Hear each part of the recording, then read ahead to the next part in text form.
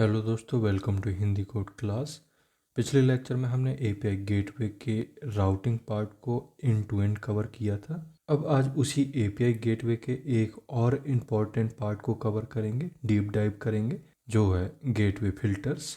And ये lecture थोड़ा सा एडवांस होने वाला है, बट अगर आप रियल प्रोडक्शन गेटवे बनाना चाहते हो तो ये काफ़ी यूजफुल हो सकता है। तो चलिए शुरू करते हैं। अब यहाँ सबसे पहले समझ लेते हैं कि ये गेटवे फिल्टर्स क्या होते हैं।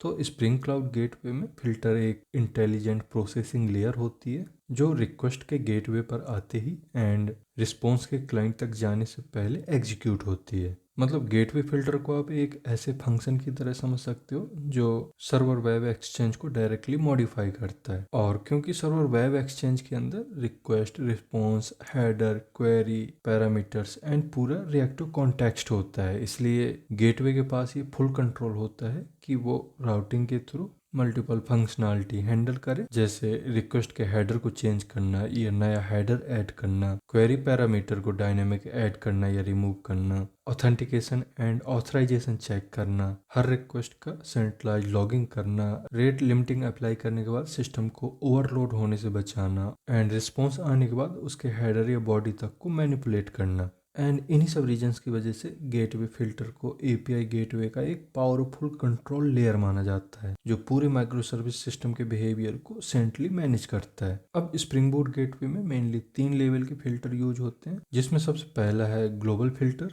तो स्प्रिंग क्लाउड गेटवे में ग्लोबल फिल्टर्स ऐसे फिल्टर्स होते हैं जो हर इनकमिंग रिक्वेस्ट में ऑटोमेटिकली अप्लाई होते हैं।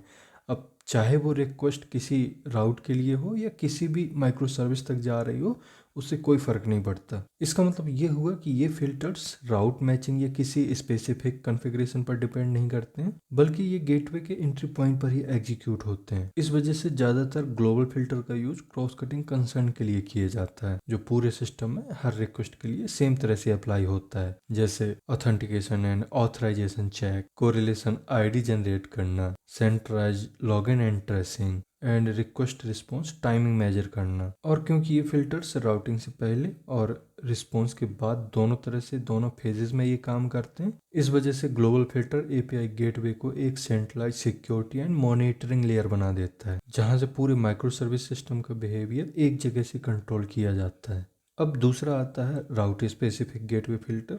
तो ये ऐसे फिल्टर होते हैं जो किसी स्पेसिफिक राउट के लिए ही अप्लाई होते हैं। मतलब ये फिल्टर तब एग्जीक्यूट होते हैं जब रिक्वेस्ट उस स्पेसिफिक राउट के प्रेडिकेट को मैच कर लेती है। इस वजह से इस फिल्टर का स्कोप ग्लोबल ना होकर राउट लेवल तक ही होता है। एंड यही वजह है कि इस फिल्टर का यूज उन सिनेरियो में होता है जहाँ पे किसी एक माइक्रो सर्विस या एपीआई के लिए अलग बिहेवियर चाहिए होता है, जैसे किसी स्पेसिफिक सर्विस के लिए हेडर ऐड करना, या किसी राउट में रेट लिमिटिंग ज़्यादा स्ट्रिक्ट रखना, या फिर किसी एक एपीआई के लिए ऑथेंटिकेशन रूल चेंज करना, या फिर पाथ रीराइट या प्रीफिक्स स्ट्रिप करना। अब क्योंकि ये फिल्टर कॉन्फ़िगरेशन के अंदर डिफाइन होते हैं, इस वजह से ये फिल्टर गेटवे को ये फ्लेक्सिबिलिटी देते हैं कि बिना पूरे सिस्टम को इफेक्ट किए हर रूट के लिए अलग अलग प्रोसेसिंग रूल अप्लाई किए जा सकें, जो real world micro service architecture में काफ़ी कॉमन रिक्वायरमेंट होती है। अब आते हैं इसकी तीसरी लेवल पर, जिसको कस्टम फिल्टर बोलते हैं। अब ये ऐसे फिल्टर होते हैं जो डेवलपर खुद अपनी एप्लीकेशन के स्पेसिफिक बिजनेस या टेक्निकल रिक्वायरमेंट के अकॉर्डिंग डिजाइन करता है।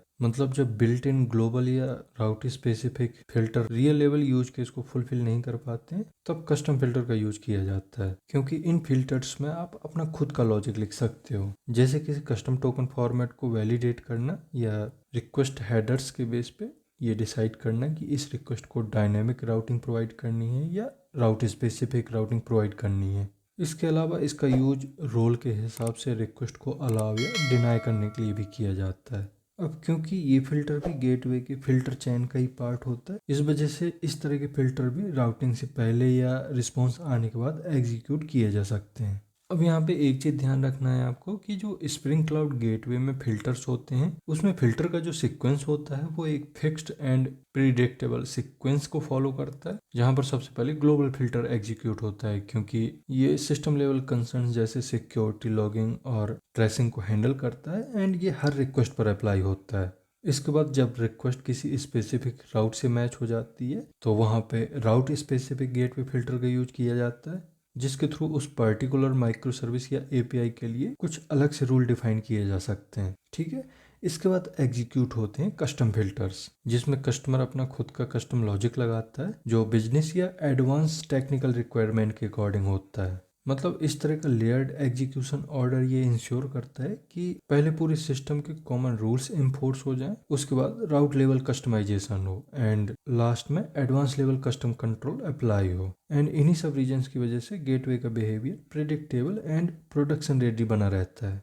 अब गेटवे फिल्टर दो इंपॉर्टेंट फेजेस में काम करता है, pre filter and post filter, जिसके थ्रू रिक्वेस्ट एंड रिस्पॉन्स दोनों को एक सिस्टमेटिकली प्रोसेस किया जाता है। तो इसमें सबसे पहले हम देखते हैं प्री फिल्टर। तो स्प्रिंग क्लाउड गेटवे में प्री फिल्टर ऐसे फिल्टर्स होते हैं जो एक्चुअल राउटिंग से पहले एग्जीक्यूट होते हैं। मतलब जब कोई रिक्वेस्ट गेटवे पर आती है एंड बैकएंड माइक्रो सर्विस तक फॉरवर्ड होने से पहले, मतलब बैकएंड माइक्रो सर्विस तक फॉरवर्ड होने वाली होती है, उससे पहले ही प्री फिल्टर रिक्वेस्ट को इंस्पेक्ट एंड प्रोसेस कर लेता है। मतलब यहाँ पर गेटवे ये डिसाइड करता है कि किसी रिक्वेस्ट को आगे भेजना है या रिजेक्ट करना है। इसी वजह से प्री फिल्टर का use mainly authentication and authorisation check, request validation, header या क्यू पैरामीटर्स मॉडिफाई करने के लिए किया जाता है। इसके अलावा इसका यूज लॉगिंग एंड ट्रेसिंग में भी कर सकते हैं, रेट लिमिटिंग अप्लाई करने के लिए भी किया जा सकता है इसका यूज। और क्योंकि सारे चेक राउटिंग से पहले ही एग्जीक्यूट हो जाते हैं, इस वजह से ये अननेसेसरी बैकएंड कॉल को भी बचाता है।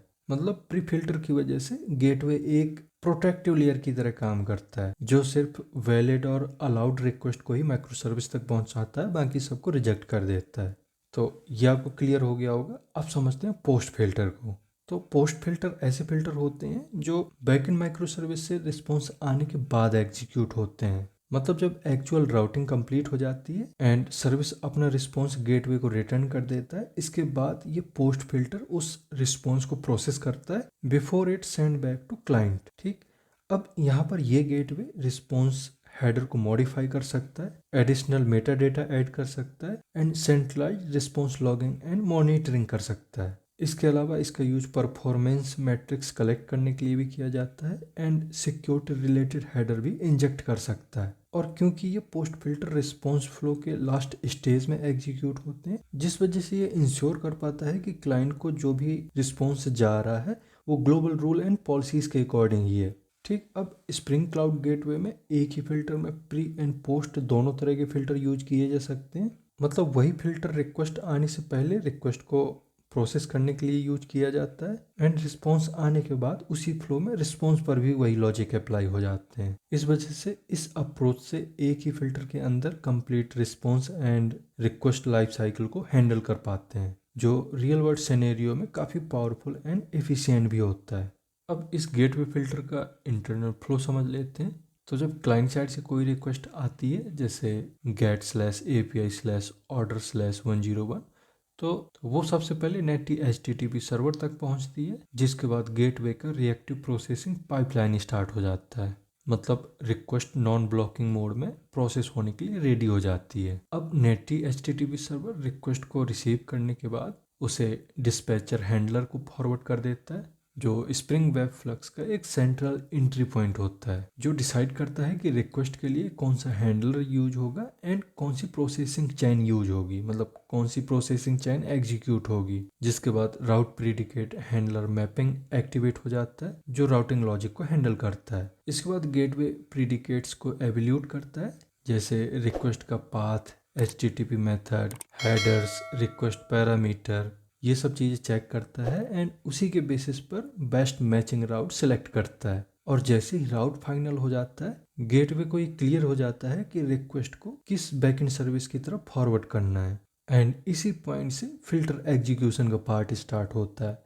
तो यहाँ तक की चीज़ें मैं पिछले लेक्चर में भी क्लियर कर चुका था कि किस तरह से जो कंट्रोल होता है वो फिल्टर्स के पास चला जाता है। तो इसके बाद समझिए, अब जैसे ही राउट सेलेक्ट होता है उसके बाद गेटवे इंटरनली एक ordered gateway filter chain create करता है, जिसमें सबसे पहले ग्लोबल फिल्टर, फिर उस राउट के राउट स्पेसिफिक फिल्टर एंड लास्ट में कस्टम फिल्टर ऐड करता है। अब यहाँ पे एक चीज ध्यान देना कि ये जो पूरा चेन होता है वो रिएक्टिव होता है, मतलब यहाँ कोई थ्रेड ब्लॉक नहीं होता एंड एक ही टाइम पर मल्टीपल रिक्वेस्ट एफिशिएंटली प्रोसेस हो रही होती हैं, जिसकी वजह से गेटवे हाईली स्केलेबल बन जाता है। अब रिक्वेस्ट इस फिल्टर चेन में फ्लो करती है, जिसमें सबसे पहले ग्लोबल प्री फिल्टर, इसके बाद राउट प्री फिल्टर, इसके बाद कस्टम प्री फिल्टर एग्जीक्यूट होते हैं। मतलब यहाँ पर ऑथेंटिकेशन एंड ऑथराइजेशन चेक होता है, हेडर्स या क्वेरी पैरामीटर मॉडिफाई हो जाते हैं, लॉगिंग स्टार्ट हो जाती है, एंड अगर किसी भी फिल्टर को लगता है कि ये रिक्वेस्ट वैलिड नहीं है तो वहीं पर एरर थ्रो करने के बाद राउटिंग को स्टॉप भी किया जा सकता है,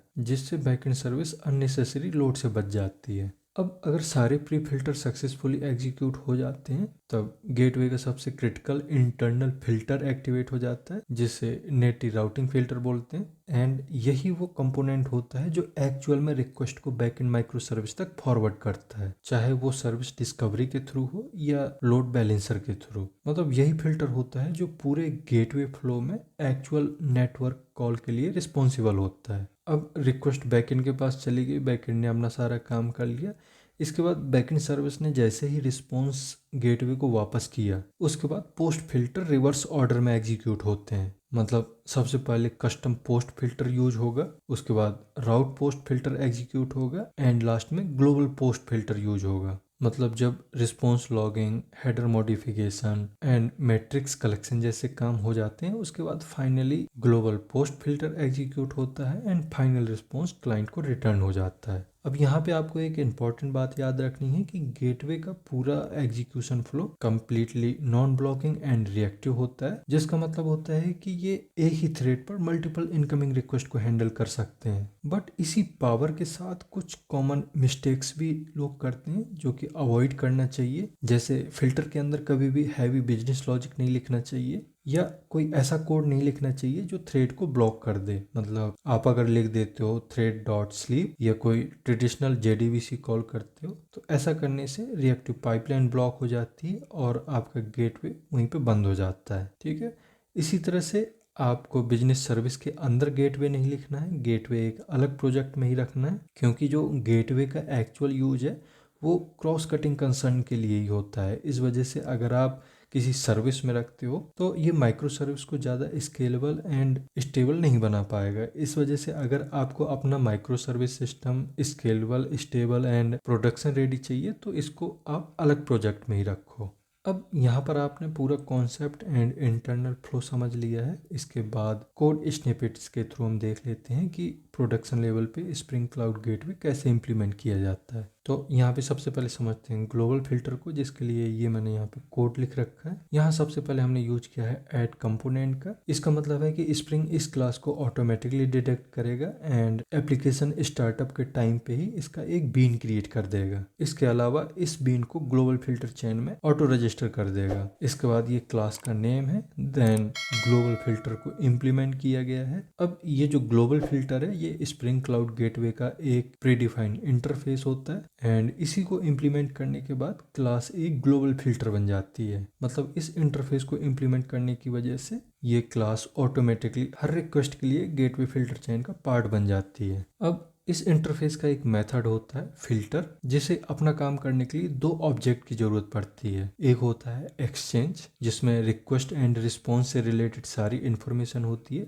एंड दूसरा होता है चेन, जिसमें नेक्स्ट फिल्टर का पाइपलाइन होता है। मतलब ये जो सर्वर वेब एक्सचेंज है ये एक इंटरफेस है जिसका इम्प्लीमेंटेशन स्प्रिंग अपने आप रन टाइम पे प्रोवाइड कर देता है, इसलिए इसके इम्प्लीमेंटेशन के लिए हमें कोई अलग क्लास क्रिएट नहीं करनी पड़ती है। मतलब स्प्रिंग हमें रन टाइम पे ही एक ऑब्जेक्ट प्रोवाइड करता है जिसमें बहुत सारी चीज़ें होती हैं, जैसे HTTP request, HTTP response, header, path, query parameter, attributes, reactive context, इस तरह से काफ़ी सारी चीज़ें होती हैं। इस वजह से यहाँ पे हम exchange dot gate request dot path use कर पा रहे हैं। ठीक, अब आप चाहो तो आप इस ऑब्जेक्ट के थ्रू हेडर एंड या रिमूव कर सकते हो, क्वेरी पैरामीटर रीड कर सकते हो, रिस्पॉन्स स्टेटस सेट कर सकते हो। मतलब इस तरह की काफ़ी सारी इन्फॉर्मेशन आप रीड कर सकते हो एंड उनको मैनिपुलेट भी कर सकते हो। अब यहाँ पे आपको एक चीज़ याद रखनी है कि किसी भी फिल्टर क्लास में सिर्फ दो तरह के ही फिल्टर यूज किए जा सकते हैं, प्री एंड पोस्ट। मतलब इस देन मेथड के बाहर जितना भी कोड है वो प्री फिल्टर में आता है, एंड इसके अंदर वाला कोड पोस्ट फिल्टर कंसीडर किया जाता है। इसके लिए कोई अलग से क्लास या मेथड बनाने की जरूरत नहीं होती। इस वजह से ये जो लाइन है वो प्री फिल्टर फेज में ही एग्जीक्यूट होगी। अब इस लाइन के थ्रू हम रिक्वेस्ट के स्टार्ट होने का टाइम कैप्चर कर रहे हैं, क्योंकि इसके बाद राउटिंग स्टार्ट हो जाएगी। इसीलिए हमें जितना भी प्री फिल्टर कोड यूज करना होता है, जैसे कोरिलेशन आईडी जनरेट करना, ऑथ टोकन रीड करना या रिक्वेस्ट लॉगिंग करना, इस तरह के जितने भी काम हैं वो प्री फिल्टर में इसी जगह पर यूज किए जाते हैं। ठीक, अब इसके बाद के कोड को थोड़ी सा केयरफुली समझना, क्योंकि यहाँ पे जो मैंने कोड लिखा है रिटर्न के अंदर वो पूरा मेथड चेन में है, मतलब एक के बाद एक मेथड कॉल हो रहे हैं।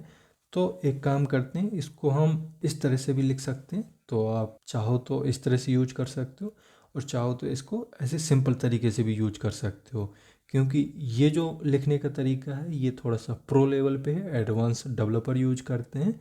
और जो ये कोड है वो बिगनर लेवल का कोड है, मतलब जैसे कोई स्टूडेंट है या बिगनिंग पेज पे है तो वो इस तरह से कोड यूज करते हैं। मतलब दोनों का काम सेम है, यहाँ पर सिर्फ लिखने का स्टाइल चेंज है। अब यहाँ पे सबसे इम्पोर्टेंट पॉइंट आपको याद रखना है कि किसी नॉर्मल मेथड के रिटर्न स्टेटमेंट की तरह ये रिएक्टिव रिटर्न स्टेटमेंट काम नहीं करते हैं।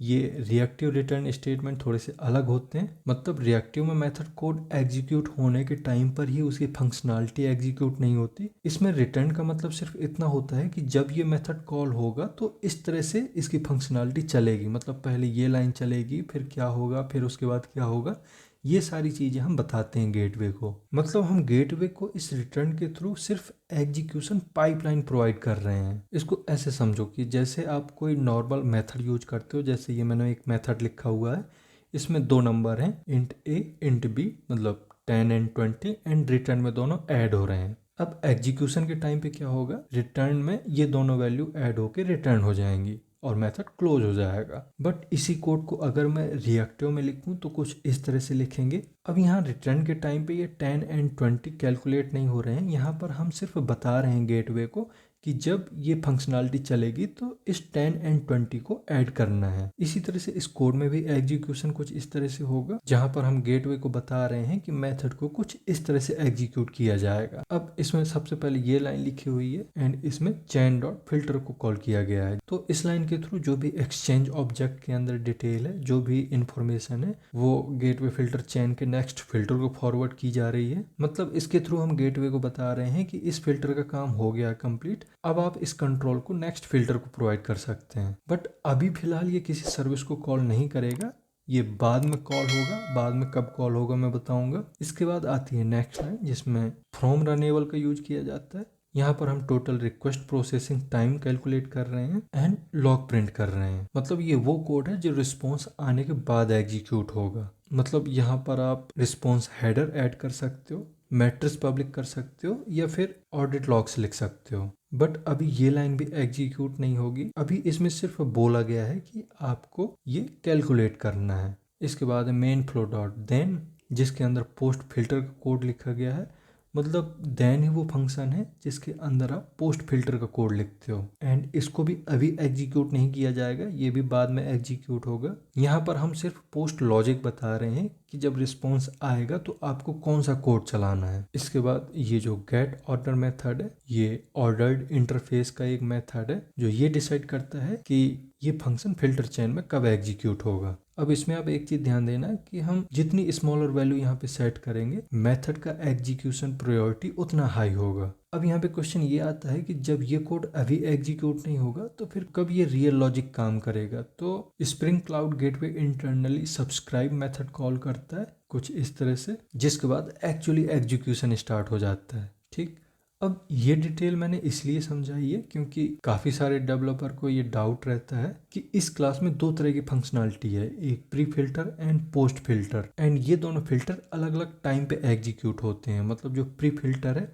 वो रिक्वेस्ट आते ही एग्जीक्यूट होता है एंड पोस्ट फिल्टर रिस्पॉन्स आने के बाद एग्जीक्यूट होता है। तो इसमें डाउट रहता है कि क्या ये मेथड बार बार एग्जीक्यूट हो रहा है या फिर पहले आधा एग्जीक्यूट होता है उसके बाद आधा एग्जीक्यूट होता है। इस तरह के काफ़ी सारे क्वेश्चन आते रहते हैं दिमाग में, एंड इन्हीं सब चीज़ों को क्लियर करने के लिए मैंने इस कोड को थोड़ा सा डिटेल में एक्सप्लेन करा है। अब इसके बाद भी काफ़ी सारे डाउट होंगे, काफ़ी सारे क्वेश्चन होंगे दिमाग में, जैसे क्या एपीआई गेटवे प्रोजेक्ट में सभी classes and method reactive style में काम करती हैं या फिर कुछ ही class and method reactive style में काम करते हैं।